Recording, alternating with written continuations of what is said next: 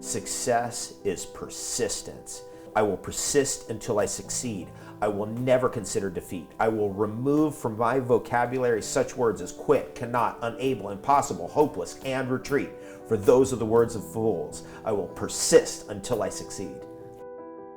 You believe that relationship starts when you grow the food. There's a level of fulfillment that you get from growing your own food that you can't get any other way in my experience. And that's why I love it so much. It nourishes you at many levels. So I don't feel that it's appropriate to be qualified to speak about food unless you grow it yourself, because there's such an amazing amount of information that can only be acquired that way. I do know from experience that the scientific method is not the only way we can know something. There's also just experience. The reason why they're so upset at me is because what I'm going after is their religion. Their atheistic, scientismic religion. Science is wonderful, so who could not be turned on?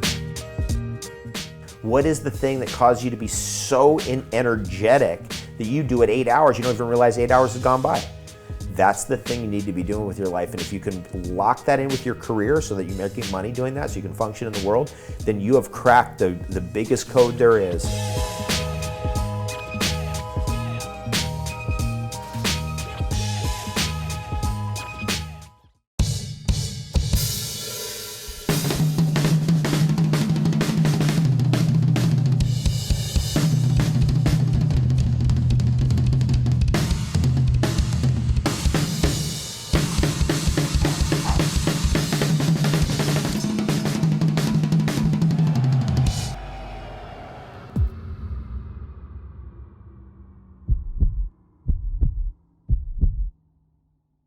This week on the show, we have David AVOCADO WOLFE, who is a champion of superfoods and longevity, and he believes we need to actually grow our food. No longer just go to the supermarket and pick it up, but the relationship and the energy you get with food when you grow it is an absolute game changer. David travels the world. He's been in documentary films. He's written books. He's actually the spokesperson for Nutribullet, and he hangs out with Woody Harrelson and says he's changed his diet in a huge way. I love talking with David. We talked about everything, conspiracy theories, the flat earth, that the Clintons are actually involved in an organized crime. We went everywhere, psychedelics, ayahuasca, iboga. I really love speaking with David. I think you're really gonna enjoy this episode in a big way. So sit back and relax. It's long and strong. And inside the London Real Academy, we're working hard. You know the Business Accelerator. You know Broadcast Yourself. You know the Speak to Inspire program. Now Life Mastery is coming back. Get your 2018 sorted away. We show you how to eat. A lot of the same techniques as David AVOCADO WOLFE, how to move, attitude, gratitude, affirmations, all these things about your relationships. We show you how to change your life, so check it out inside London Real Academy. And now, I leave you with David AVOCADO WOLFE.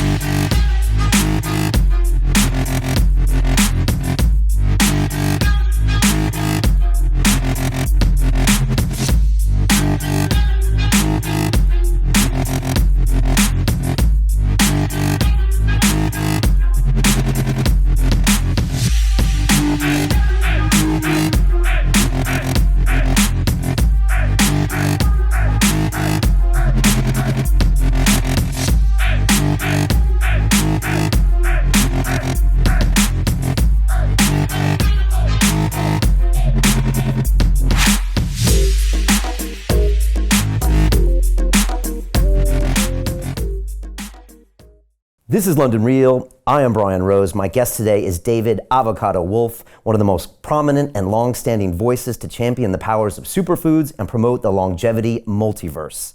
You give expert advice in health, energy, peak performance, nutrition, organic and biodynamic farming, beekeeping, and of course, chocolate. You're the author of the best-selling books Eating for Beauty, The Sun Food Diet Success System, and Naked Chocolate, and you've appeared in the documentaries Food Matters and Hungry for Change.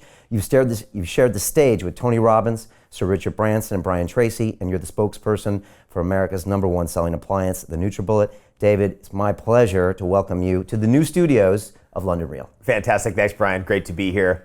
And we got a lot to share. And as we were discussing, and we're going to get into, we have a similar background. How fantastic. So that's going to allow us to really, I think, go deeper because Yeah. we come from the same place. Yeah, I mean, and for people just to know, we were kind of comparing notes, and we'll get into this more, but it looks like we shared high schools, and we're probably 1 degree of separation away from each other. We're 1 year apart in age, and we probably studied computer science from the same junior high school teachers, which is really wild. So look, I'm super excited to get into it. Tell me, what brings you to London, first of all?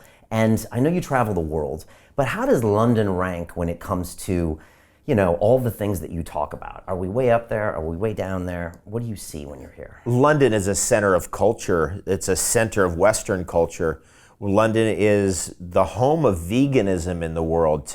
To my expertise, the Vegan Society was founded in 1944 in London. And it's a home of vegetarian thinking and vegetarian peoples. The Brahmins who came over here from India, the cultural influences that have brought us a whole different way of eating are here.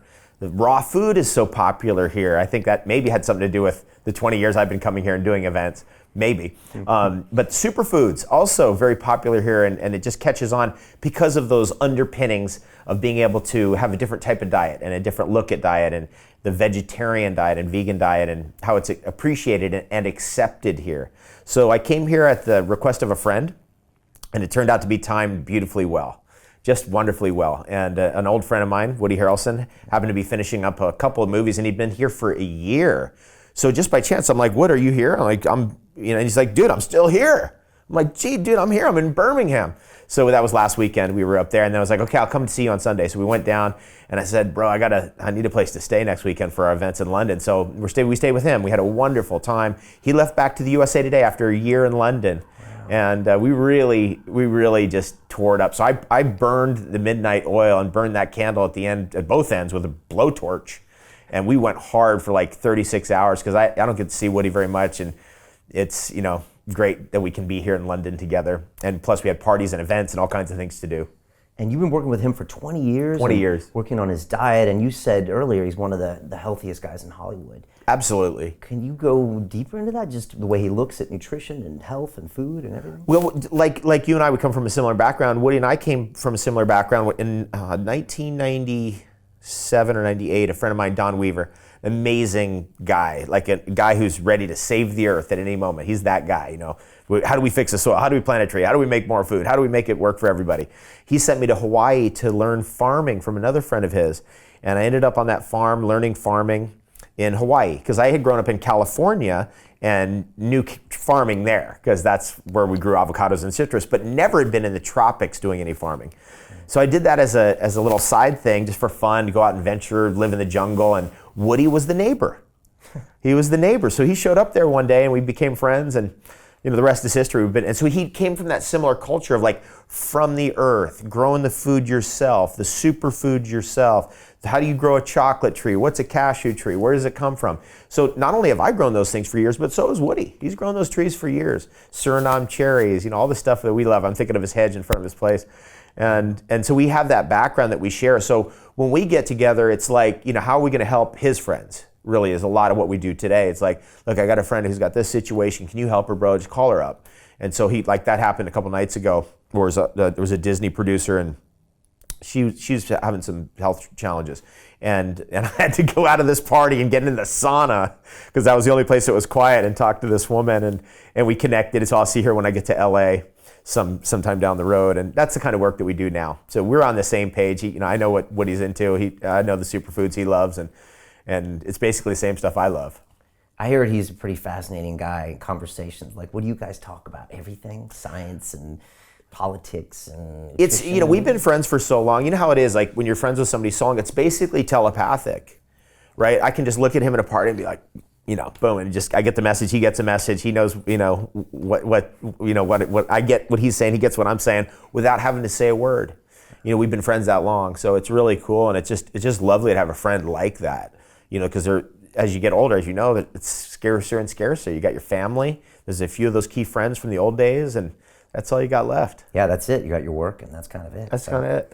You mentioned growing food, and I know that was a big, probably the start of your journey. When you left the East Coast, Brooklyn and New Jersey, and went to California. I think it was your uncle or your grandpa that taught you how to grow those first things. And That's one of the things that makes you unique that a lot of people that talk about diet is that you believe that relationship starts when you grow the food. Yes. And we've had actually Dennis McKenna on the show, become good friends with him, and his brother Terence always used to say when it comes to mushrooms, and that's a whole nother topic we can get to, but he said, grow it, and by growing it, you get yourself into the headspace to where you want to consume it. And when you said that, that's what I remembered. That's interesting because that's the phrase that inspired me back in the mid-90s. Was the Terence McKenna lectures that I had them digitally. And way back then, it was like, I don't remember what the format was back then, but we would listen to that. And in one of those, he said that. He said, you want to learn how to understand the world? You want to understand Amazonian shamanism? Grow the plants yourself. And I went, oh, okay, boom, I'm going to grow those plants myself. And I've been doing that for 20 years. And I've learned a lot. And I've learned a lot about these plants that most people do not know. And it's like a joy. I mean, I'm a farmer. I love farming. I've been farming since 1977. So it's been a long stretch. Most people look at farmers and they're like, oh, they're the workers that make my food, right? Right. Is that completely disrespectful? Are they missing the whole part of the journey of just that experience? Or do they just... Okay, so the way I look at it is there's like an original intent. When we first showed up here on the earth, however we got here, there's like something that's very primary, and one of those things is growing food. Yeah. It's a primary experience. There's a level of fulfillment that you get from growing your own food that you can't get any other way in my experience. And that's why I love it so much, because it nourishes you at many levels. And then it expands your connection to the source of all, to life and the creative force. And watching nature grow is one of life's most extraordinary pleasures, actually. So watching trees grow, watching your garden grow, eating the great tomatoes and aubergines, as you guys say here. I'm an eggplant grower, so I love eggplant, but here they say aubergine. Growing those things is just gives you a deeper sense of what is this food really all about, and what can it do for me, and what can it do for others.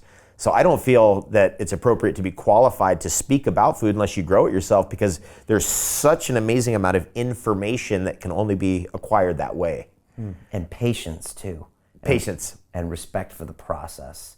And you probably have this kind of a weird relationship with the food as it grows. It's just a love and a passion. Watching nature grow, seeing my orchards come into being and becoming like full-grown trees and big trees. We had an incident. So I farm in Hawaii, and I also farm in Ontario, Canada. And I had farmed for many years in San Diego, California, where we're from, and also Los Angeles, and also in the Bay Area. So I have long experience farming in Mediterranean climates. But when I got to Ontario, Canada, it's cold and the winters are cold, and finally we got lots of fruit now. And then I was looking at the tree and there was a lot of apples in my best tree. And I told Groove, who's the gal who lives with me there, she said, I think we should pick them. And I was like, yeah, we need to pick them like today. That night, the bear came. So a bear got in the yard. It cracked one of my trees in half. I was very upset. It's still cracked in half. I think that it'll survive, but it came that night because it was like too much food was sitting out there. So luckily, we only got about 15 apples, which is great. We have a couple thousand apples. But what an experience to be out there in nature and be with the animals. And you have to take that into account. That, the wolves are coming, the deer are coming, the bears are coming. It's so fun. Right, primal. It's primal, and it's a very important part to me of happiness, right? This connection to this fulfillment. What is that? It's happiness. It's a deep level of satisfaction.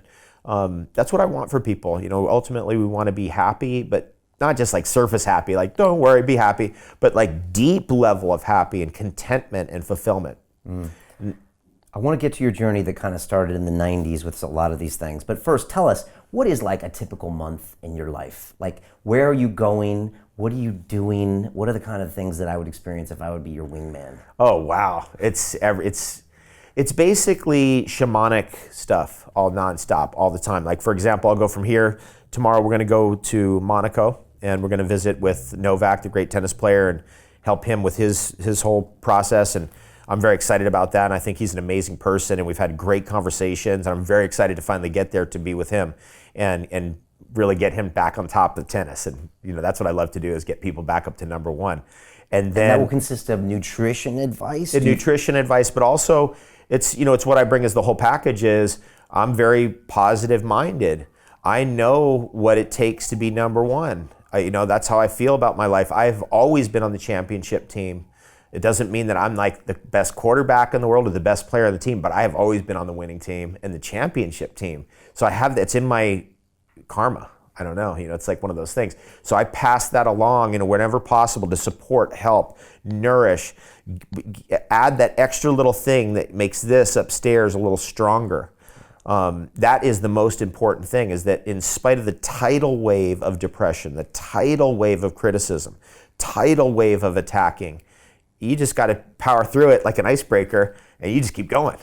And that's what we'll do. We'll actually go from there. In Monaco, we're going to go to Reykjavik, and then we'll be in Iceland. And that's where I really like to get connected to elemental energy. So that's something to me that really nourishes longevity for me and makes me feel good and brings me to the peak of health. Okay. And so that's where we'll go next. Elemental energy, so you're in the water there? Right, yeah, I'll go swim in the Arctic Ocean. I'll go cold dipping into rivers, into saunas, hot springs, walking barefoot on the earth, running around outside with very little clothes on or no clothes on in the wilderness of Iceland, at friends' places. I've been going there 20 years, so I have many friends all over that country, and just getting connected with that elemental rawness. It's raw.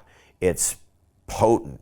I could have stayed in San Diego, or could have stayed in Southern California, and stayed, like kind of the wispy surfer and that kind of thing. But I like the Arctic. I like the cold. I like what Wim Hof has been teaching us. I've been doing that for 20 years. He came along. I'm like, Wim, come, please, do some lectures for us. Hang out with us.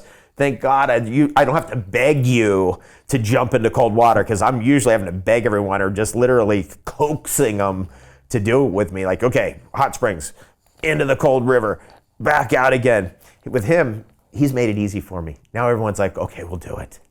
Do you think we need to be pushed? Do you think as humans, we just must be put in uncomfortable situations all the time to stay connected with ourselves? Because you could have hung out in San Diego and put your feet up and kick back. Yeah, I could have. I could have lived a Southern California lifestyle as that we know so well and grew up with. But I burned out on it. There's nothing there for me. I can't go to San Diego anymore. There's nothing there. But back in those days, having learned from Tony Robbins, because Tony Robbins was in San Diego, we're from San Diego, and he taught me years ago that you need certainty and uncertainty. You need to get out of comfort sometimes and get into discomfort, and that it is uncomfortable to grow. It is uncomfortable to change your mind about things or to have a different opinion than everybody else has. It's uncomfortable. And I felt like I'm gonna ride that uncomfortableness. I'm gonna be with that uncomfortableness. In fact, I'm gonna be the most comfortable ever in the most uncomfortable situations ever. That's the goal I wrote down. And are you there now? Can you be kind of pleasurably comfortable in uncomfortable situations? A lot of different situations, never all situations, but definitely you say, go jump in the Arctic Ocean. I'll go jump in that Arctic Ocean. You bet I will. Absolutely. You mentioned Tony Robbins. My mom did the firewalk experience with him back in the 90s or maybe the 80s even, and he taught me how to break a board at something called Super Camp in like 1980 with my hand. I was like I 11. went to Super Camp in 1984. No. Yes. Seriously. I'm sure we met in the past. Yeah, I think your brother must know my brother, because I'm thinking of your brother's name. I'm thinking, your brother knew my brother. I know it. Yeah, they were in the same class in junior high school. So you got some great ideas from being in Southern California, hanging out with people like Tony. Yes, definitely, absolutely. California is a hotbed of great ideas. It's a hotbed of abundance thinking, transformative thinking. It's a hotbed of innovation. And that's where I come from, for sure. But today, I just jump in, visit for a little bit, and out. And back out. All right, so you're taking Novak up to Iceland, which is a place you'd like to take people to connect with the elements, to evaluate, to introduce different energies and stuff. Is it kind of your go-to place? It's a go-to place for me. Yep. Okay. It's if I come to London, I'll probably get at least one stop in Reykjavik, or two if I can. I try to get two, and hang out with my friends there. My friends own a whole health food store chain there, so we got great food lined up, superfoods lined up. Of course, Iceland has the cleanest air and water probably in the world. So it's just dialed in automatically, and you feel it's a visceral feeling of just health. Yeah. There's a great MMA fighter up there named Gunnar Nelson. I know Gunnar. Oh, you know Gunnar? Yeah, I know Gunnar, okay, yeah. all right, yeah. And his coaches, and they coach Connor. Yeah, and they go up there and train in Reykjavik. Yeah, and they eat at the restaurants that is run by my friends who I've helped all these years, 20 years that we've been friends over, to get to that point. So in a lot of cases, and in fact, even in MMA sports, I've been a part of it in some way, shape, or form, and I love doing that because I love sports. I'm not the best athlete myself, but it's I've always been on that team. I was always good support or something. I was good communicator, maybe, I don't know. But with the Nutribullet, with developing the foods in the restaurants and the superfoods and the formulas and all that stuff that now feed these people. So when I go to an MMA event, they recognize me, they know me. Yeah, it's cool. Because they're all eating really smart as of the last 5-6 years. When it became so big, they all stepped their games up to be better, and they realized that, wow, this is a huge component. And I think mixed martial arts has got to be one of the most challenging things to do with your body. The way they make weight, the way they have to perform the next day, all of that stuff. It's brutal. It's brutal. Yeah. It's brutal and inspiring at the same time that these people can take the beating and dish it out and still stay in it strategically. And then all of a sudden it's jiu-jitsu, and next thing you know it's wrestling, next thing you know it's kickboxing and Muay Thai all at the same time. Yeah, I love it. I've trained all those disciplines. I'm a purple belt in jiu-jitsu. And all right. We've had probably 10 MMA fighters on. People are just tapping out from all the MMA fighters because I love it and I love the piece. I've had Scott Coker on, the president of Bellator and stuff like that. So I love that action. Look, I want to continue with the 3-month piece of your life, but first, you mentioned grounding when you go to Iceland. Talk to me about this concept of grounding.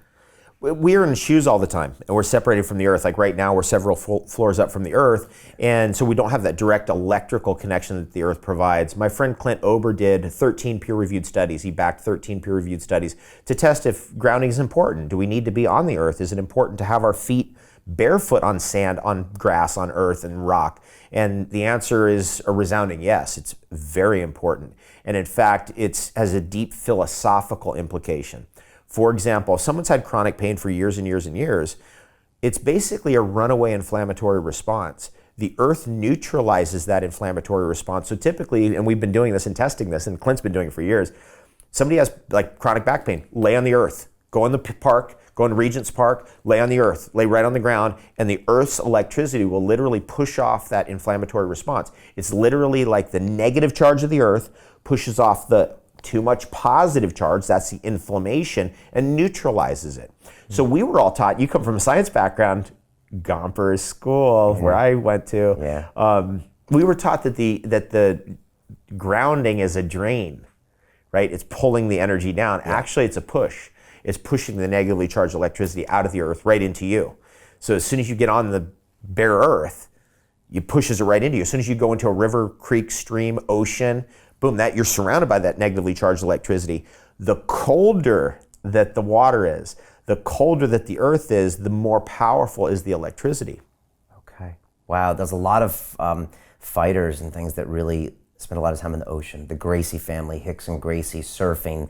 There's a movie called Choke. He goes to Japan and he's out there in the cold waters of Japan, and a lot of them really feel like they need to be grounded. Sometimes I feel like these guys are a little closer to the source of knowing, like, energy-wise. So you think daily, or just definitely get your grounding in regularly? I recommend, what I tell people is, hey, wherever you are, let's say you're in Primrose Hill, where we were staying. Yeah. You gotta get an hour, a measured hour in the park every day. You need a measured hour in nature every day. If you can be barefoot for that hour, fantastic. Here's another very important piece of it. We are always around electronics. We are always around aberrant EMF fields. And how do you neutralize it? How do you get that off of you? Get on the earth. The earth's electricity is always pushing that stuff off of you, so it cleans it up. The best way to do that is get in a cold shower, or even better, get in the cold ocean. Because the cold ocean, because it's got salt in it, it's electrolytic, and it just cleans it up faster. And that also, by the way, is connected to emotional turmoil.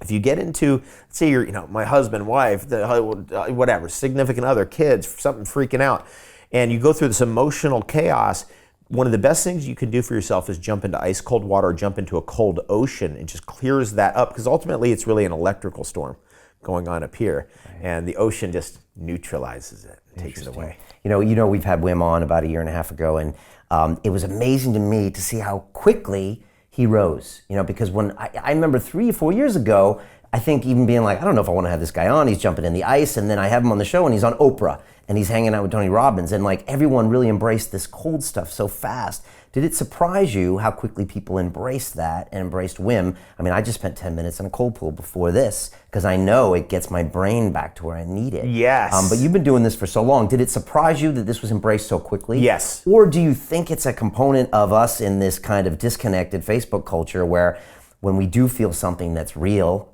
we gravitate towards it? I was surprised because I've been on it for 20 years. I've been a fanatic for the Arctic. I've been a fanatic for ice baths. I've been a fanatic for cutting holes in lakes and jumping in the middle of winter. I've been a fanatic about running around in the snow, like in my place in Ontario, Canada, with barefoot. So it starts out, you start at 1 minute, then you go 2, then all of a sudden you're doing 5. The next thing it's 10 minutes outside barefoot. And so that's been my experience, and that's hard to get people to do that with you.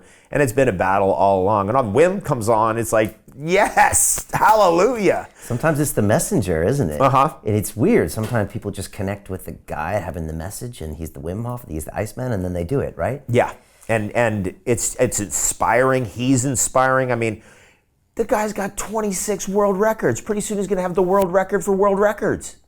And so it's finally that got into people's heads. They're like, oh wait, this guy's like full on. Let's do this. He's got validity just by his feats and accomplishments. Yeah, it's incredible. Yeah, and he's doing the immune studies and all that stuff. So, all right. So grounding an hour a day in nature. Also, it gets you out of this crazy constructed world of all of our straight lines and 90-degree angles. Well said. Okay, so that's another reason to get out there and just well be said. with it. Right. Actually, it's interesting because coming from that background of San Diego, we do have some similar thoughts, right? And one of the things is the fractal patterns of nature are very important for harmony. The straight line right angles of cities is disorderly and it's disharmonious, and therefore just getting that, it's like listening to death metal versus like a symphony. Not that I don't like certain types of death metal, but you know what I mean. It's like when it's disharmonic, it's disturbing. And the harmonies of nature and the patterns of nature, that's how we like to talk about permaculture and farming, is really what I'm doing with growing trees. It's patterns. We're looking at different patterns. That pattern would look good there. That pattern looks good there. This pattern is nice for over here. This pattern works for this side of the garden. It's a type of art.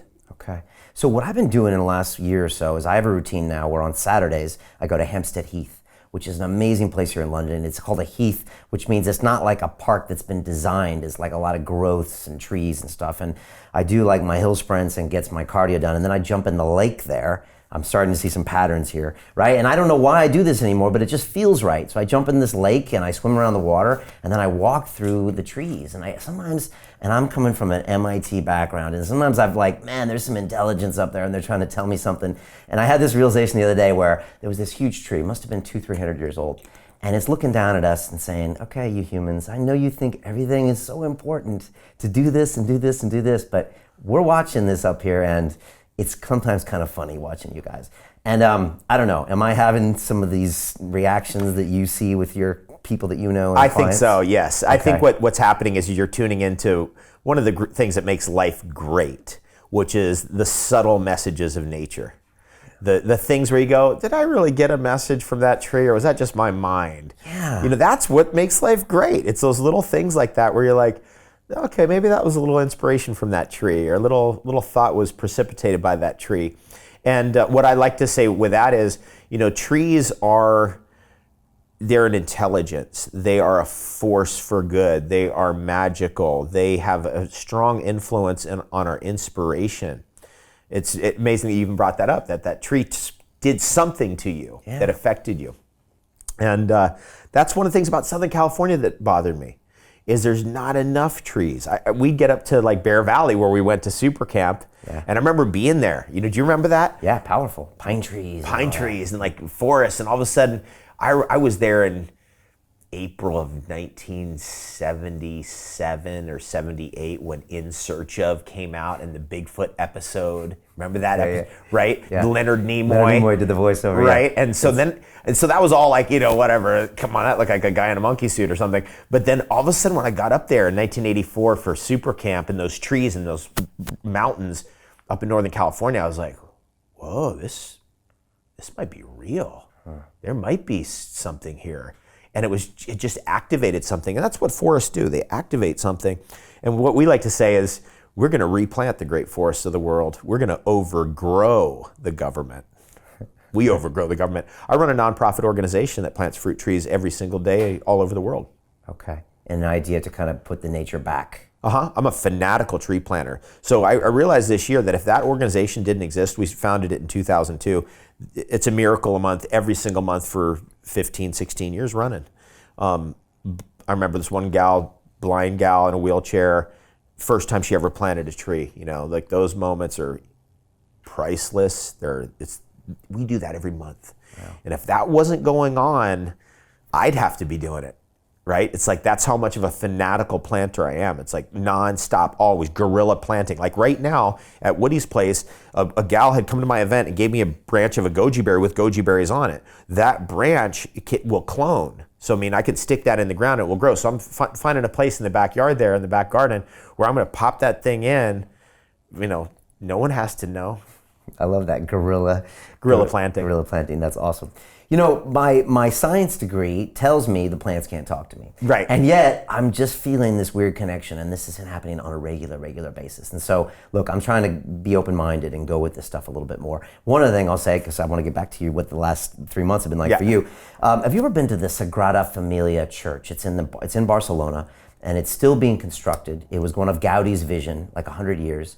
And if you go inside of that and look at this church, it's actually feels like you're in a grove of trees, because the columns are sprouted in such a way that it looks like nature and has this really weird calming effect.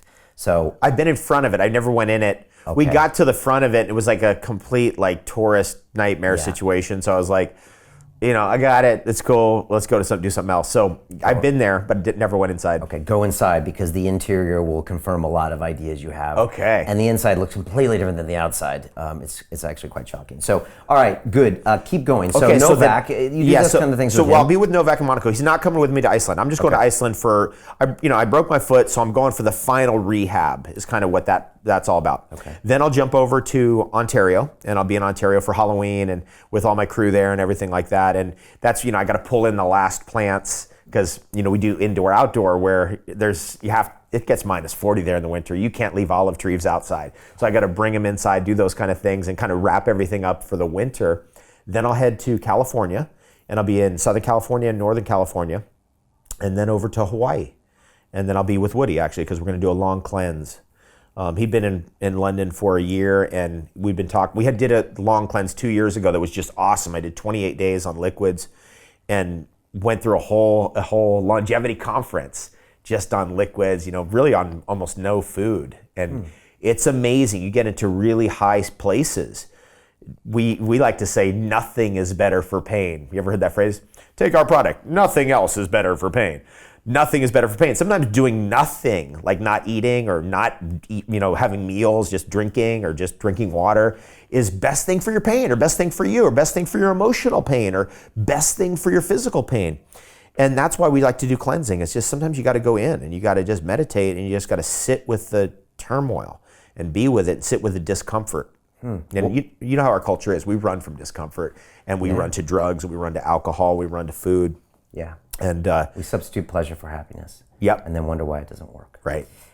So stressing the body again, something that you're doing again in the way of diet. Cleanse, what would that actually look like? So you and Woody, 28 days, for example, what are the kind of things that you would be doing, eating, if I watched you? Okay, so what's going to happen is we go to liquids first.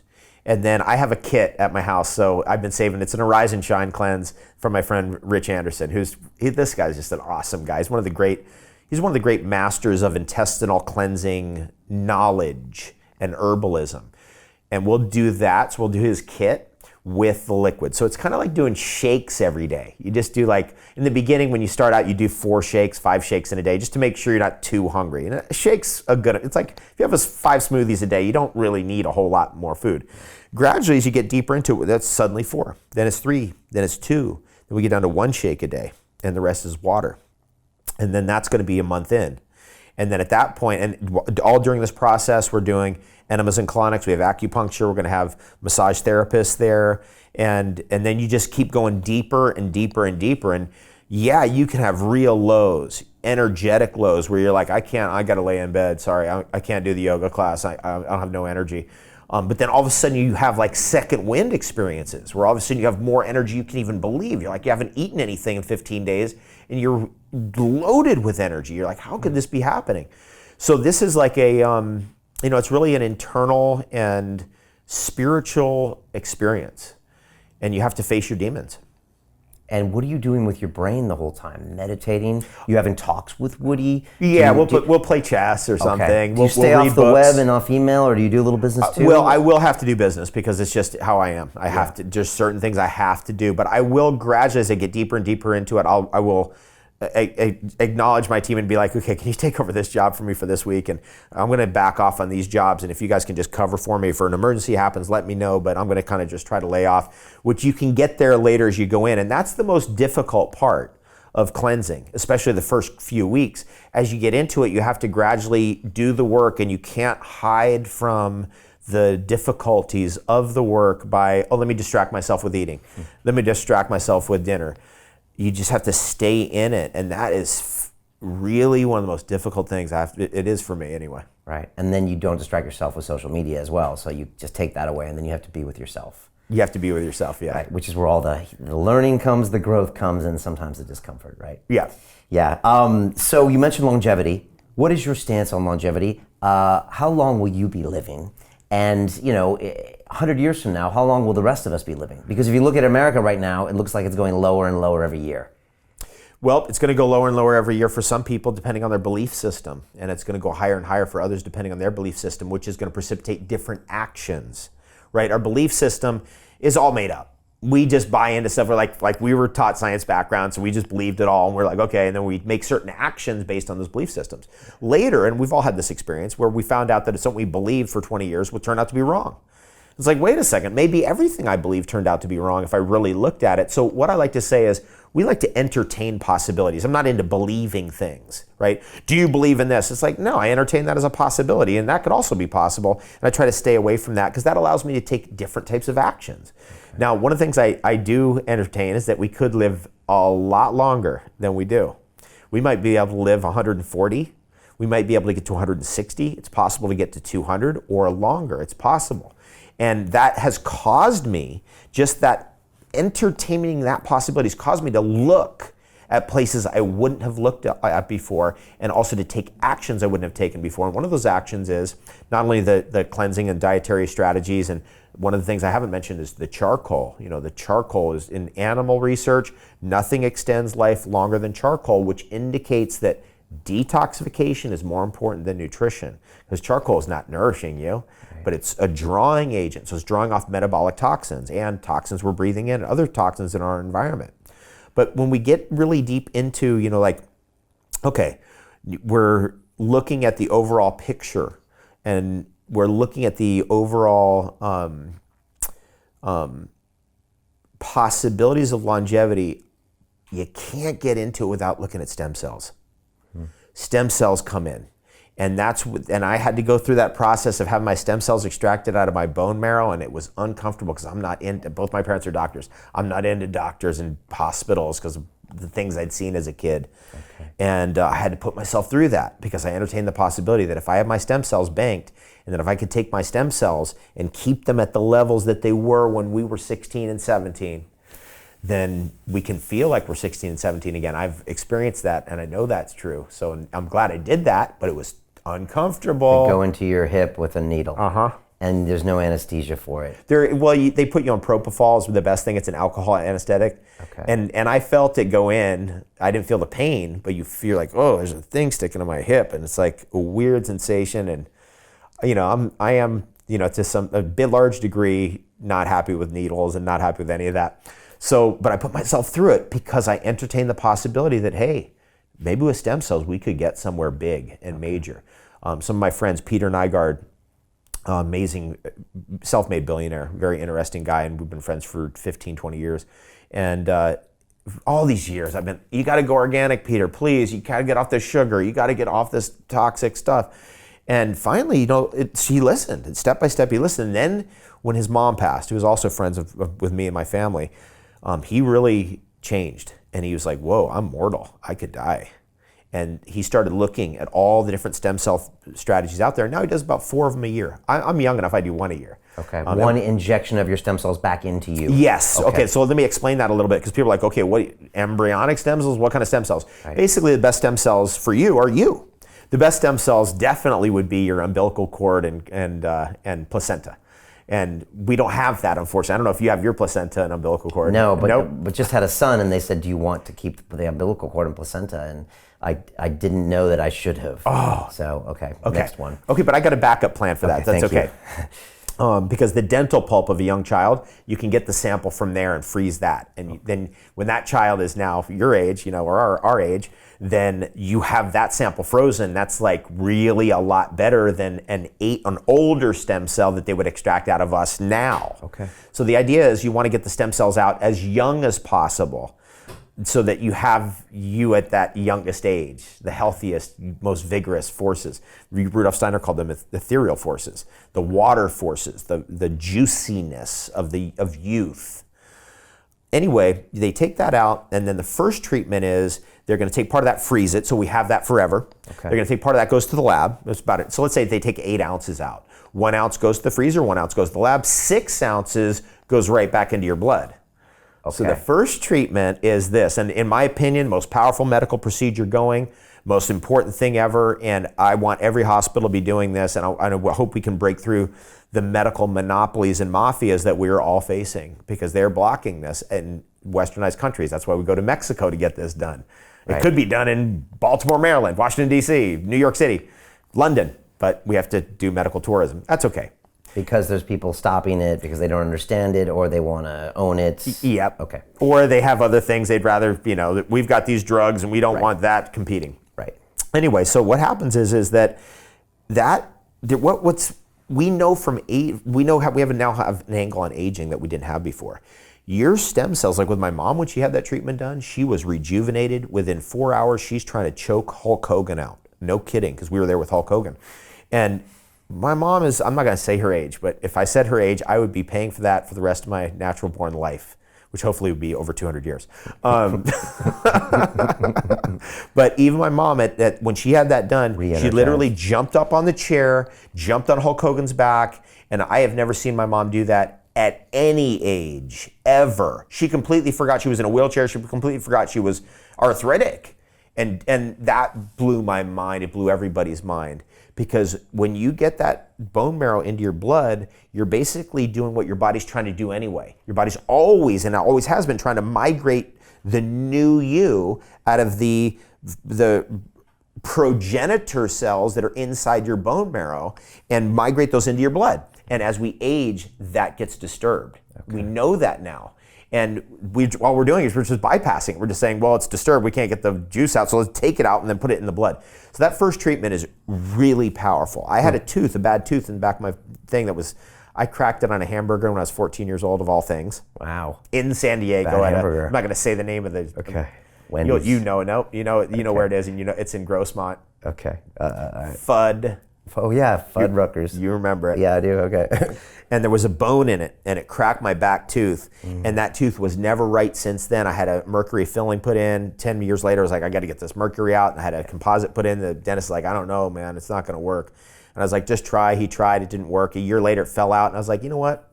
That's my best dentist. He can't fix it. I'm going to leave it. Because I suspect that maybe our teeth could heal themselves, because we're told, no, it can never heal itself. And I was like, I've seen evidence it can. So I'm going to go with it can. And it did. And for 20 years, I lived with that broken tooth, but I could chew on it. It was normal. I was like, okay. Then a couple pieces broke off, and in like 2013, and the pain started, and it went for a year. And you know how dental stuff is. It gets worse, right? And it kept getting worse and worse and worse. I was like in cold sweats going, dentist is like, we got to pull it. And I'm like, no, I know there's something. I hung on. Well, I didn't know until after I had my first stem cell treatment that stem cells have a very strong effect on renewed dental health. And 5 days after my first treatment, that pain went away, never came back. Wow. You know how dental stuff is. It gets worse. Somehow this made it get better. And I was like, I got chills right now. That woke me up. I started going, whoa. Okay. And so then now I've been going back. I think I've had 5, but they don't have to go into my bone anymore. They can replicate it. They replicate. So they take 10,000 cells out, a little tiny little piece of frozen bone marrow juice, and say it has 10,000 stem cells in it, and they multiply that to 300 million in an IV bag over 4 or 5 weeks, and then you go in and just get an IV, and that's it. It takes 20 minutes, you're done. Continue watching this fascinating conversation for free by clicking on the link below to visit our website, and I'll see you on the inside. The reason why they're so upset at me and why they have to call me a pseudoscientist and insult me and all that is because what I'm going after is their religion. Their atheistic, scientismic religion.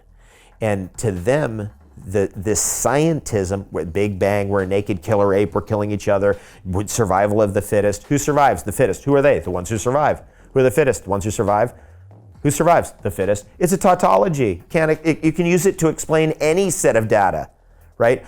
Why did they survive? Oh, because they were the fittest. Okay, why were they the fittest? Oh, because they had this adaptation over here. Oh, okay, but that can't predict that adaptation would occur beforehand, so therefore it's not really scientific, because scientism is basically co-opting the predictive power of the scientific method.